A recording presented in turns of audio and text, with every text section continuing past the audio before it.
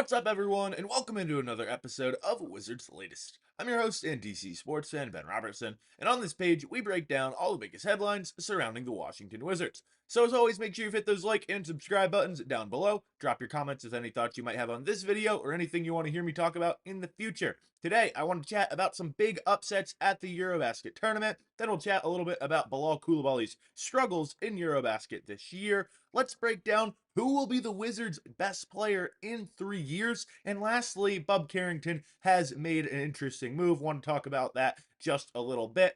Again, guys, appreciate all the support here on the page. Keep tuning in every single weekday. And like I said, let's dive into some of the Eurobasket action.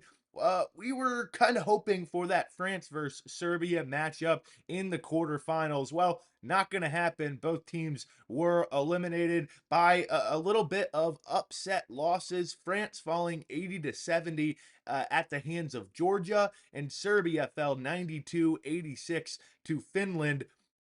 Lowry Markin leading the way for that Finland squad. 29 points, 8 boards, and 3 assists, despite only shooting 1 of 9 from three-point land. Markkinen coming off a tough season in Utah after really 2 strong campaigns. The 2 years before included a Most Improved Player award, an All-Star appearance.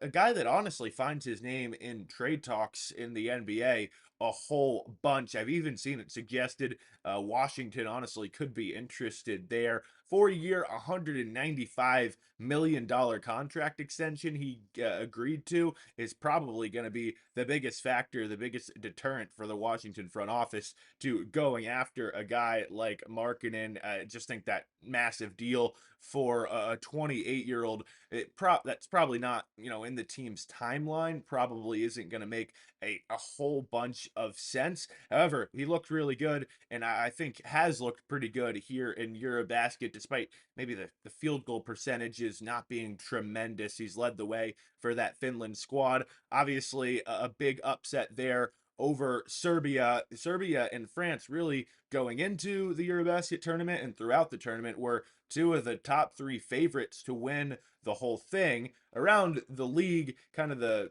big storyline there, the big NBA storyline coming out of that loss is Nikola Jokic probably or maybe missing out on his best chance to claim the Eurobasket title here this year. But obviously for Washington fans, we're more focused on the Wizards that were playing overseas. Tristan Vukcevic really saw his minutes take a dip and then kind of just fell out of the lineup by the end of the Eurobasket tournament, or at least the end of Serbia's run in Eurobasket. We know Alex Sarr ended up having to exit play for France because with injury. So Bilal Coulibaly was really the last guy for the Wizards that was still getting kind of big minutes overseas this year, this summer. Of course, Keyshawn George, his FIBA AmeriCup run wrapping up. He played great for Team Canada.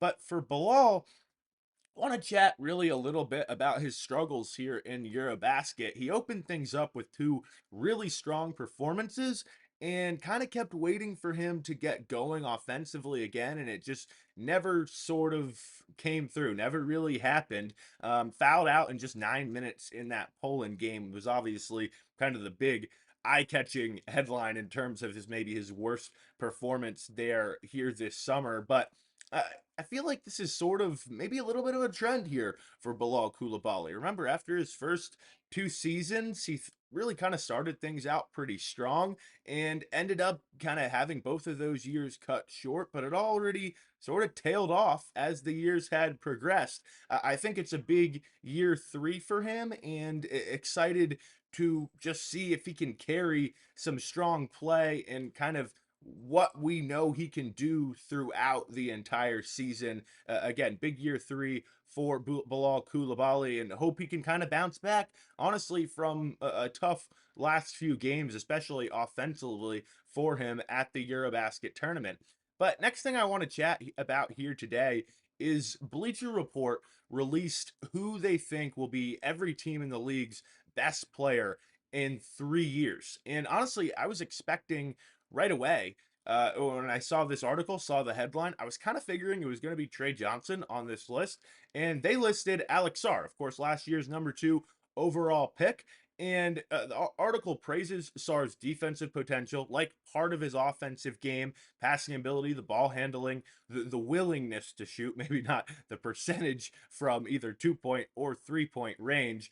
But it also says, maybe Sarr can kind of, even if he doesn't become a great scorer like a traditional big might be, or at least the way a traditional big is usually, he could still affect the game with some of his skills and some of his tools in a bunch of different ways.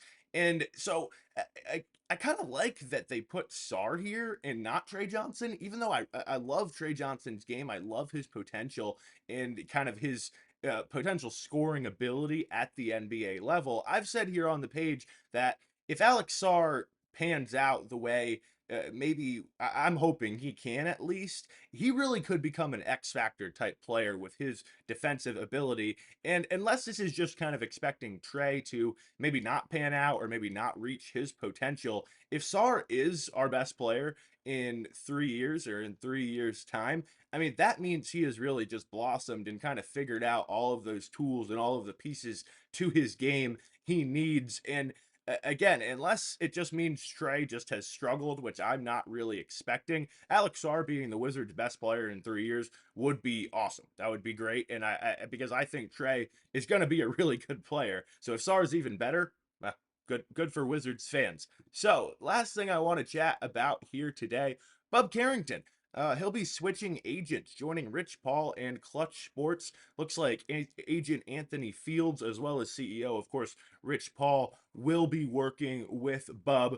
Of course, one of the more powerful agencies in the league. Rich Paul, might have just started as LeBron's buddy, but he's become one of the more influential characters in the NBA that's not a player or maybe not part of a front office. I think Bub's going to get great representation here. Now, I will say maybe not always in the team's best interest is that representation, but not the job of an agent. They're supposed to represent their client.